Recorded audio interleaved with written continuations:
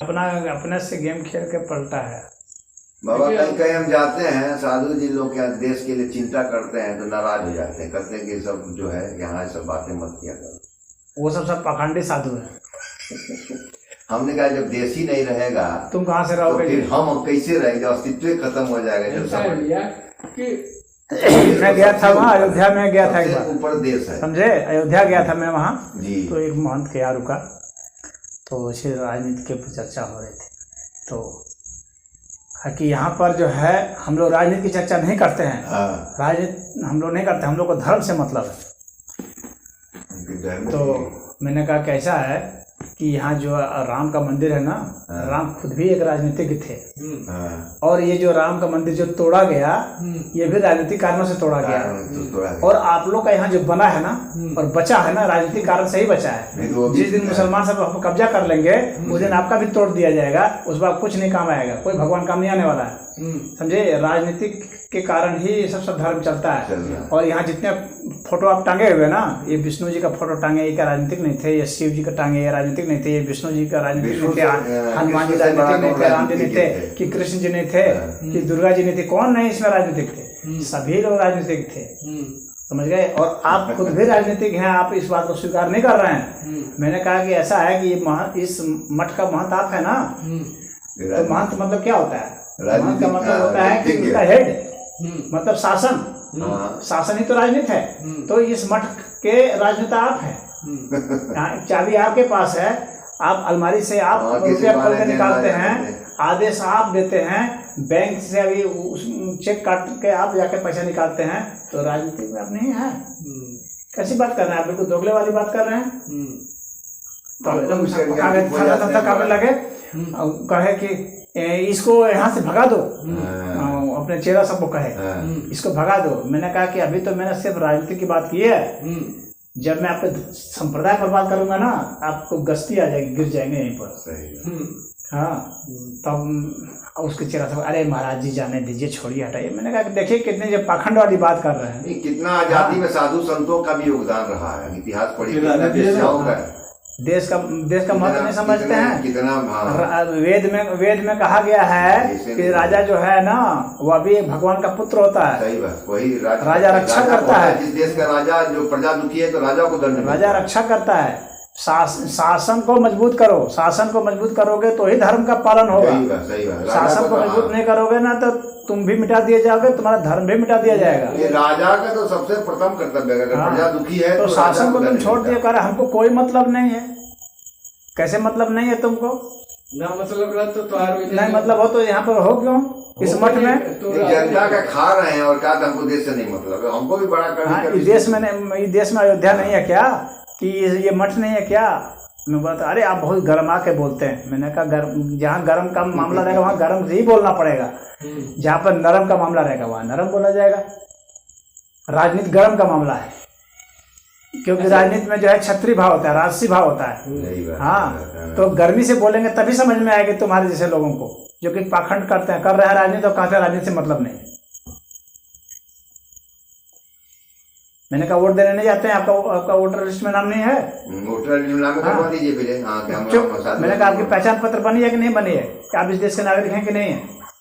तो चुप, नागरिक है तो नागरिक का मैंने कहा देश के आप नागरिक हैं, आपका पहचान पत्र बना है, आप वोट देने जाते हैं, इसी से सारा काम करते हैं, कहते राजनीति से मतलब नहीं है।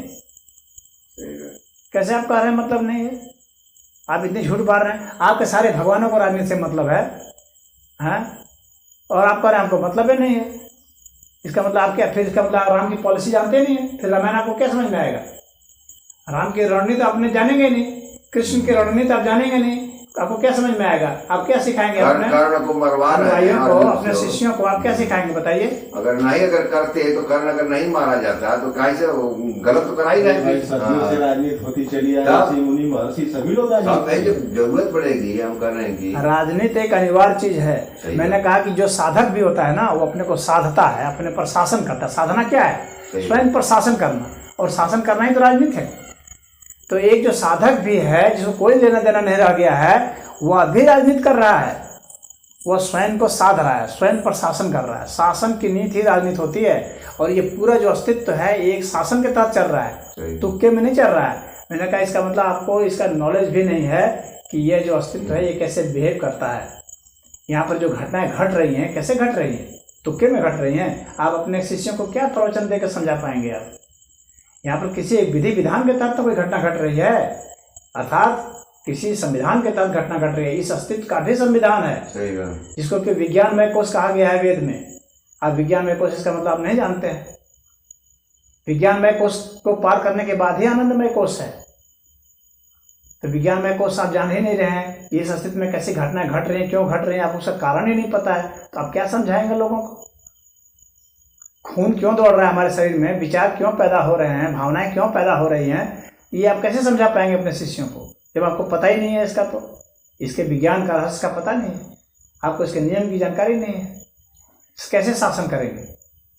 हमें अपने दिमाग पर नियंत्रण करना कैसे करेंगे? कब हमको जोर से बोलना है, कब हमको धीमे बोलना है, कब हमको कैसे बोलना है, कैसे पता चलेगा? ये तभी ना पता चलेगा जब हमारे दिमाग पर नियंत्रण होगा, जब हमको पता होगा कि शासन कैसे किया जाता है। तो शासन की नीति जो होती है ये पूरे अस्तित्वगत मामला है। एक एक इलेक्ट्रॉन जो घूम रहा है ना, वो किसी विधान के तहत घूम रहा है, वो किसी शासन पद्धति के तहत घूम रहा है। इसलिए शासन कोई पैदा नहीं किया गया है, शासन जो अस्तित्व में ही है।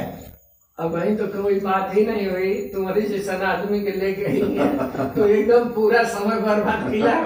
अब माया है चारों तरफ, क्या यह राजनीतिक व्यवस्था को कैसे धर्म से जोड़ा जाता है? महाराज जी, हम लोग ये रामायण या गीता पढ़ते हैं, इसका अनुसरण तो कोई नहीं कर पाता। ये कैसे मालूम नहीं कर पाता?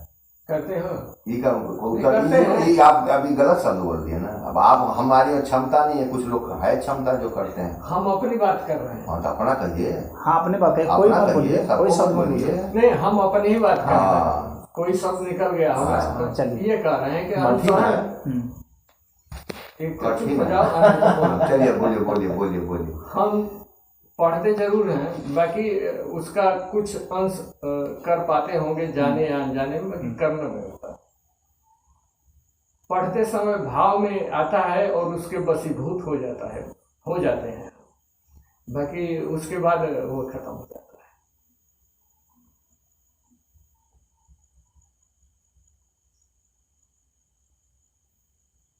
तो आपकी जिज्ञासा इसमें क्या है कि इसका कोई जीवन में मतलब है, इस पढ़ने का कोई हमें अंत समय में लाभ मिलेगा या ना मिलेगा, या पढ़ना या इस तरह से करना मेरे लिए हितकर है, जो मैं कर सकता हूँ और वो करता हूँ। ऐसा है कि किसी भी कर्म को करने के लिए यह जरूरी है कि पहले उसके संबंधित जानकारी चाहिए, ज्ञान चाहिए, विचार चाहिए। बिना विचार के कर्म नहीं हो पाएगा सही ढंग से। तो शास्त्रों का जो अध्ययन करते हैं, स्वाध्याय जो होता है, उससे हमें जानकारी मिलती है, उससे हमें प्रमाण भी मिलते हैं, उससे हमें उदाहरण भी मिलते हैं कि किसने क्या किया, कैसे किया, उसके परिणाम क्या हुए, ये सब भी मिलता है। इससे संबल मिलता है, इससे उत्साह की वृद्धि होती है।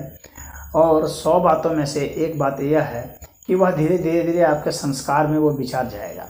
जब विचार चला जाता है, विचार जब पुख्ता हो जाता है प्रमाण सहित, और जब वैसी आवश्यकता आ पड़ती है, तब व्यक्ति उसको कर्म में लगाता है। जब तक आवश्यकता नहीं आन पड़ेगी तब तक क्या है कि वह एक खजाने के रूप में आपके पास पड़ा हुआ है। जब आपको लगेगा कि हाँ अब इसका प्रयोग किया जाए, देखा जाए, तब आप उसको प्रयोग में करेंगे। अभी आपको उसकी आवश्यकता शायद महसूस नहीं हुई है उतनी कि आप उसको प्रयोग में करेंगे। जिस दिन आपको लगेगा कि नहीं अब इसका प्रयोग किया जाए, देखा जाए प्रैक्टिकल कि क्या होता है, कहाँ होता है, कितना होता है, उस दिन आप निश्चित ही करेंगे। तो विचार आपके पास रहेगा तभी तो आप प्रयोग करेंगे, अन्यथा फिर वहाँ से आपको विचार खोजना पड़ेगा, समझना बूझना पड़ेगा। तो इसलिए उस अर्थ में तो वह हितकारी है, और वो आपको प्रेरणा भी दे रहा है, संबल भी दे रहा है। और शब्द अपने आप में ही, अगर आप उसको कर्म में नहीं बदलते हैं, उदाहरण के लिए शब्द को हम 2 तरीके से कर सकते हैं, उसका व्यवहार 2 तरीके से होता है। एक यह है कि शब्द जो है कर्म में बदल जाए, दूसरा कि शब्द जो है वह क्रिया में बदल जाए। शब्द जो है क्रिया में बदल जाए। पहला तो है कर्म में बदल जाए। कर्म में बदल जाए, उसका बाहरी स्वरूप आ जाए। ठीक है, जैसे कि हमने मान लीजिए कि इसको उठा के यहाँ से यहाँ रखा, तो वह कर्म हो गया। और ये दूसरी चीज क्या होती है कि वह कर्म ना होकर के वह क्रिया हो जाए, यानी शब्द हमारे भीतर क्या प्रभाव डालता है, क्या गति करता है। हाँ, तो उसमें जो है हमारा मन शामिल नहीं हो, बल्कि शब्द अपना जो प्रोसेसिंग करता है भीतर से, उसके अंदरूनी क्या जो गति होती है उसमें हम चले जाएं। तो शब्द जब क्रिया में बदलने लगता है, शब्द के ऊपर हम जब ध्यान देने लगते हैं, तो जब हम ध्यान देने लगते हैं तो क्या होता है कि शब्द की गति किस तरह से है और उसका इफेक्ट क्या आता है, अंगों पर क्या इफेक्ट आएगा, हमारी भावनाओं पर क्या इफेक्ट आएगा, यह हम लोग जानने लग जाते हैं। हमारा नॉलेज और पुख्ता हो जाता है, और वो व्यवहारिक नॉलेज होता है, वो शब्द ज्ञान मात्र नहीं होता है। शब्द भी अपना प्रभाव मैंने डालती है। हाँ, उसका बिल्कुल प्रभाव है। तो वो क्रियात्मक रूप से कैसे भीतर अपनी गति कर रहा है, तब हम उसमें ध्यानस्थ हो जाते हैं, उसी को ध्यान कहा जाता है। तब उसमें हम ध्यान हो जाएंगे। जब शब्द हमारे दिमाग में है, वो कैसे भीतर क्या क्या कर रहा है, जब हम उसको एक गवाह के रूप में देखते हैं, साक्षी भाव से देखते हैं, तो शब्द की क्रिया का हमें पता चलता है कि उसका बिहेवियर कैसा होता है, वो कैसे अपना रूप बदलता है, रंग बदलता है, क्या आकार प्रकार सब बदलता है, कहाँ वो स्टोर रहता है, कहाँ वो गति करता है, वह कैसे डिकोड होता है, कैसे वो कोड में होता है, ये सब हमें मालूम पड़ता है। ऐसा तभी होगा जब शब्द हमारे दिमाग में है, उसके प्रति हम सचेत हैं, तब होगा। तो इसलिए शब्द का जो व्यवहार है, वह जब आप उसको पढ़ रहे हैं, अध्ययन कर रहे हैं, तो धीरे धीरे एक ऐसा समय आएगा कि आप उसको नोटिस करने लगेंगे। महात्मा जी प्रवचन करते हैं, वो बोल रहे थे कि रामायण आप पढ़िए, पढ़ते पढ़ते और प्रवचन सुनते सुनते जरूर आप ऐसा होगा, वो तो यहाँ तक कर रहे कि 10 ही प्रवचन आप सुनेंगे तो आप 11वां का बिना सुने रह नहीं सकते। असल में हम लोग जैसा विचार करते हैं, हम लोग वैसे हो जाते हैं। यह एक जो है फैक्ट है। आपके दिमाग में जैसे जैसे विचार आते हैं ना, आप उसके जैसे होने लगते हैं। आपके जैसे जैसे जो आदर्श होते हैं, आप उसके जैसे जैसे होने लगते हैं। आपके शरीर में परिवर्तन होने लगता है। ये परिवर्तन हो सकता है कि आप उतना नोट नहीं कर पा रहे हैं जितना कि दूसरे लोग जो आपको देख रहे हैं वे नोट कर पाएंगे आपके व्यवहार को। अच्छा, ठीक है। इस तरह से आप में ये बदलाव होता चला जाएगा, निश्चित परिवर्तन होगा।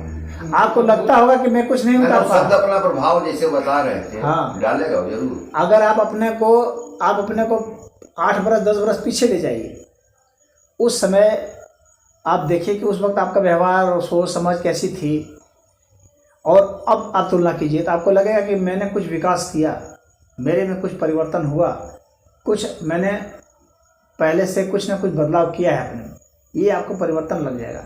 तो वह बदलाव कैसे हुआ, वो उन्हीं शब्दों से हुआ है। आज दुनिया में, आज इस दुनिया में कोई नेता है, आज कोई दुनिया में नेता है शब्दों पे वैसे तो है, कोई गुंडा है तो शब्दों पे वैसे।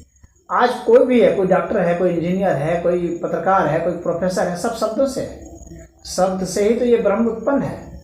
तो शब्द का कोई प्रभाव नहीं पड़ेगा, ये तो बात होती ही नहीं है। हाँ, आप क्या पूछ रहे थे? हम ही करते हैं, जैसे कभी कभी हम लगता है कि उनके किसी आदमी का पूर्व जन्मों का प्रारब्ध है या ईश्वर की कृपा है, जिससे विश्वास नहीं होता कि ऐसा बिना कृपा के हो सकता है। जैसे हम कुछ प्रवचन जैसे करताओं को देखता हूँ, सुनता हूँ, जैसे मुरारी बाबू का मैंने सुना, तो उन्होंने बोला था कि मैं हाई स्कूल में 3 बार फेल हुआ।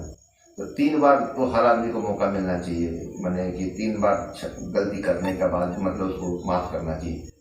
तो प्रवचन जैसे देने लगते हैं तो किस इतने ऊंचे दर्जे का जैसे शब्द आते हैं, तो हमने कहा कि बिना कृपा के जो है ये संभव नहीं है, कैसे आदमी प्रवचन कर सकता है। तो इसमें भगवान की लीला है कि नहीं है, कि जैसे ईश्वर का गुणगान जो है। इस दुनिया में आप जो कुछ भी देख रहे हैं जी, जो कुछ भी होता हुआ देख रहे हैं, हाँ, वो सब ईश्वर की ही कृपा है, और सब ईश्वर का ही स्वरूप है, ईश्वर की ही लीला है। यह जान लीजिए आप। एक बदमाश जो बदमाशी कर रहा है ना, वो ईश्वर की लीला के तहत है, और एक जो प्रवचन कर रहा है वह भी ईश्वर की लीला के तहत है। दोनों लीलाएं हैं, दोनों में कोई बहुत बुनियादी अंतर ऐसा नहीं है। अब वह बात जो आप कहे कि भाई वो मुरारी बापू ऐसे कर रहे हैं और पालन मतलब गलती की बात कर रहे हैं कि इतनी गलती हो गई, 3 गलती मिलना चाहिए। तो ऐसा कुछ नहीं है कि व्यक्ति को 3 गलती का मौका मिलना चाहिए। जैसे आदमी को तो गलत जैसे इंप्रेशन बना लेता है, हो सकता है कि आपको एक भी गलती का मौका ना मिले, या हो सकता है एक गलती का मौका मिल जाए, एक गलती और आप मारे जा सकते हैं। ऐसा कुछ नहीं है कि आपको 3 मौका दिया जाएगा, ऐसा कहीं कोई विधान नहीं है। ये अपने से मान लेना को बता रहे थे कि जैसे मैं फेल हुआ था, नहीं तो वो उनको 3 मौका मिला तो उससे ये वो अगर वो डिराइव करते हैं कि मैं इतना सबको 3 मिलना चाहिए, मैंने अपना जैसे कहने का मतलब कि कोई ऊंचा दर्जा नहीं है। प्रवचन करना भी साधारण सी बात है, जिस तरह से बदमाशी करना जिस तरह बात है उसी तरह से प्रवचन भी साधारण सी बात है। ये ऊंचा नीचा सिर्फ अहंकार होता है, कुछ भी ऊंचा नहीं। इसमें ऊंचा क्या है? नहीं, बिना कृपा के नहीं कोई कर सकता ऐसा। मैं तो इसीलिए आपको कहा कि हम कुछ भी हो रहा है ना, कृपा से ही हो रहा है। जो प्रवचन सुन रहा है वो अभी उस पर भी ईश्वर की उतनी कृपा है, जो प्रवचन कर रहा है उस पर भी उतनी कृपा। ऐसा नहीं प्रवचन करने वाला महान हो गया, ऐसा कुछ नहीं है। ये सब बेकार बात है। हम लोग इतना प्रवचन भी कुछ यह जो है ना, आप नहीं हो पा रहा। नहीं, ऐसी बात नहीं है। परिवर्तन नहीं हो, यह संभव ही नहीं है। ऐसा कोई क्षण नहीं है जब परिवर्तन नहीं होता है। बिना परिवर्तन के एक क्षण भी कुछ नहीं है। क्षण का भी परिवर्तन होता है, काल का भी परिवर्तन होता है। ऐसा कोई तत्व नहीं है जो कि परिवर्तन नहीं कर रहा है। हर तत्व हर समय परिवर्तन कर रहा है। तो ऐसा कैसे होगा कि आप में परिवर्तन नहीं होगा? परिवर्तन तो होगा ही होगा, लेकिन किस दिशा में होगा है उसके प्रति न चाहते हुए बुरा माने सोच हो जाता है। जैसे कि गलत है, जैसे हम लोग पढ़ते हैं कि बुरा वाले के भी अच्छा मतलब विचार रखना चाहिए, अच्छा सोच रखना चाहिए, लेकिन जो करता है तो उसके प्रति या तो भीतर से वैसा भरा हुआ है, इसके वजह से हो जाता है, या क्या है मतलब जिसे देखिए। तो नहीं चाहिए। अब मैं आपको बताता हूँ इसमें जो है ना, इसमें जो कंफ्यूजन की बात आती है ये कि जो बुरा कर रहा है मार के तोड़ देना चाहिए। तो जैसे कोई बुरा कर रहा है जी, तो उसके प्रति भी क्या हमारे में बुराई आनी चाहिए या नहीं आनी चाहिए? समझे जी? नहीं, ये हार्ड एंड फास्ट रूल नहीं है जो आप कह रहे हैं कि नहीं आनी चाहिए। अगर नहीं आएंगे तो फिर अत्याचारी को दंड कैसे मिलेगा? आप भी बताइए। अत्याचारी को दंड तो हमको देने का अधिकार नहीं ना है। इसका मतलब जो दंड दे रहा है इसका मतलब गलत कर रहा है। आप पे तांडव करिए, इसका मतलब दंड उसको फिर न्याय कहाँ होगा? देखिए, एक न्याय जो है ना, उस न्याय को आप नजरअंदाज नहीं कर सकते हैं। तो दंड तो उसको मिलना चाहिए, निश्चित ही मिलना चाहिए, लेकिन दंड देने का तरीका क्या हो? वही मानथवा जैसे हो, जैसे कह दो हमसे काम मतलब राजा पर जैसे हम 8 घंटा पूजा करब, वही महंत की बात कर रहे हो। वैसे लोग जो है ना, जिन लोगों ने ये कहा ना कि जो कोई बुराई करे तो तुम कुछ मत करो, ऐसे लोगों ने ही बुराई करने वालों की संख्या बढ़ा दी और अत्याचार बढ़ा दिया। दंड का प्रावधान वेद में भी दिया गया है। आतताइयों को, दुष्टों को दंड निश्चित ही मिलना चाहिए। हाँ, उसको दंड हम कैसे देंगे, किस प्रकार से देंगे और कितना देंगे, इस पर विचार होना चाहिए। जितना उसका जुर्म जितना है उसके अनुसार से ही दंड होना चाहिए। अगर उसने 1 रोटी चोरी की है तो ऐसा नहीं उसका हाथ काट दिया जाए। समझ रहे हैं? एक बालक है, उसने किया तो उसको उसके हिसाब से दंड मिलना। तो दंड का प्रावधान उसके अनुरूप ही होना चाहिए, सजा के अनुरूप। यही वास्तव में दंड का विधान है। और दंड का विधान तो इस अस्तित्व का ही विधान है और राजनीति का विधान है, समाज का विधान है। जिस दिन आप दंड छोड़ देंगे ना, उस दिन दंडों की संख्या इतनी हो जाएगी ना कि आपको माफ करने लायक भी नहीं छोड़ेंगे, आपका गर्दन काट देंगे। मुसलमान लोग क्यों बढ़ गए? क्योंकि उन लोगों को ऐसे लोगों से पाला पड़ गया जो कहते थे कि ये कितना भी कुछ करे, चुप रहो, हाथ जोड़ के खड़े रहो, ये सुधर जाएंगे। नहीं, वे नहीं सुधरेंगे। क्यों? क्योंकि उनकी फिलॉसफी ही है ये। कौन सुधरता है? जान दिए, जिसने गलती से ऐसा कर दिया है उसके लिए कहा गया है कि आपको उसके प्रति बुरा नहीं होना चाहिए। गलती से किसी उमंग में आकर के इस तरह से कर दिया वो, लेकिन जो सिद्धांत के तहत कर रहा है, जिसने स्वभाव ऐसा बना लिया है, जिसने आदत बना ली है, जिसका कि वो एक विचारधारा जिसकी बन गई है, वो उसको तो बहुत कड़ा दंड मिलना चाहिए। अन्यथा वह जो है ना, समाज को छोड़ेगा नहीं। क्योंकि वह आपका खून पी करके उस पर अट्ठास कर सकता है, आपका खून पी करके अट्ठास कर सकता है। औरतों को उसके हाथ से ही उसके बच्चों को कत्ल करवा करके और उसका खाना बनवा करके उसका गोश्त उसको खिलाया गया था, मालूम है? 1947 में ऐसा कांड हुआ था। हाँ, कैसे हुआ था? आज ही ये कहाँ से विचारधारा, ये क्रूरता कहाँ से आई? जी जी। ये क्रूरता जहाँ से आई है वहाँ उसका दमन होना चाहिए। अगर आप उस पर दया करेंगे तो इसका मतलब यही है कि आप वैसे लोगों को बढ़ोतरी दे रहे हैं। वास्तव में वो दया नहीं है, बल्कि वो आने वाले और लोगों के ऊपर क्रूरता है। इसीलिए देखिए, वास्तव में मुक्त कौन व्यक्ति है? ऐसे सामने लोगों को क्या समझ में आता है जानते हैं? कि जो बहुत दया की भाषा बोलता है, प्रेम की भाषा बोलता है, लोग सोचते हैं कि ये वास्तविक संत है। वास्तविक संत वो नहीं है, ये समझ लीजिए। जिसमें सतोगुण हो, रजोगुण हो, तमोगुण हो और गुणातीत भी हो, ये इतने अवस्थाओं से गुजरा है वास्तविक संत हुआ। क्योंकि उसकी दृष्टि स्पष्ट है कि किसको सजा मिलनी चाहिए, किसको नहीं मिलनी चाहिए, किसके प्रति करुणा होनी चाहिए, किसको नहीं। समाज में जो है समाज कंफ्यूज इसीलिए हो जाता है, इसीलिए हो गया। वो सोचता है ये अतिथि हैं, अतिथि देवो भव कहा गया है, तो अतिथि हैं। आपको अतिथि और शत्रु में कोई भेद ही नजर नहीं आ रहा है। फिर तो इसका मतलब आपकी दृष्टि इतनी कुंठित हो गई है। ये जो व्यक्ति आया है, ये शत्रु बन करके आया है, अतिथि का आड़ लिया है, ये हमारे ऊपर हमला करेगा। हमको ये समझना चाहिए, कितने इस देश के राजा लोग खत्म हो गए, मुसलमानों ने अतिथि बना के भेजा। शेर शाह ने खुद ऐसा कांड किया था, अपनी औरतों को भेज दिया, अपने सैनिकों को भेज दिया अतिथि बना करके एक राजा के यहाँ, ताकि हम लोग तो अतिथि हैं, सेवा कर दिए। और वहाँ के जो वो थे पुजारी थे, वो राजा से झगड़ा कर बैठा। राजा के मंत्री सलाहकार थे, वो कहते नहीं, ये सब शत्रु हो सकते हैं, इनको किले में शरण बिल्कुल नहीं दी जाएगी, ये सब बाहर रहेंगे। तो मंदिर का वहाँ का जो पुजारी था, उसने वो कर दिया, नहीं अतिथि देवो भव, और उसको अतिथि, अरे अतिथि देवो भव, वो सब शत्रु है, तुम उसको अतिथि कह रहे हो। वो तो तिथि दे करके आ गया है, वो तो हमला करेगा। और उसने मार करके उस राजा का वो छीन लिया, काम खत्म हो गया। इस तरह से एक हिंदू राजा का नाश हो गया, ये इस मूर्खता के कारण। और वहाँ पर सत्ता स्थापित हो गई इस्लाम की, समझ रहे हैं? तो क्या सिर्फ एक शब्द ने, अतिथि देवो भव, ने इसे नाश कर दिया। किस शब्द का कहाँ प्रयोग होना चाहिए? सुई का जहाँ काम है वहाँ सुई कीजिए, यहाँ तलवार का काम है वहाँ तलवार लगाइए। ये बुद्धि, ये वेद का सिद्धांत है। तो फिर फंस जाने के बाद फिर निकलना मुश्किल हो जाएगा ना। किसका निकलना? जैसे आदमी फिर उसमें फिर जैसे अब इसमें फंस जाएगा तो फिर निकल के फिर क्या फंसना क्या है? इसमें फंसना क्या चीज है? अरे यार, इसको आप फंसना क्यों मानते हैं? यानी दंड देने को आप फंसना मानते हैं? नहीं, दंड देना नहीं। जैसे कि फिर भगवान कृष्ण ने दंड नहीं दिया? दिया ना। दिया। क्यों दिया? क्यों गर्दन काटी?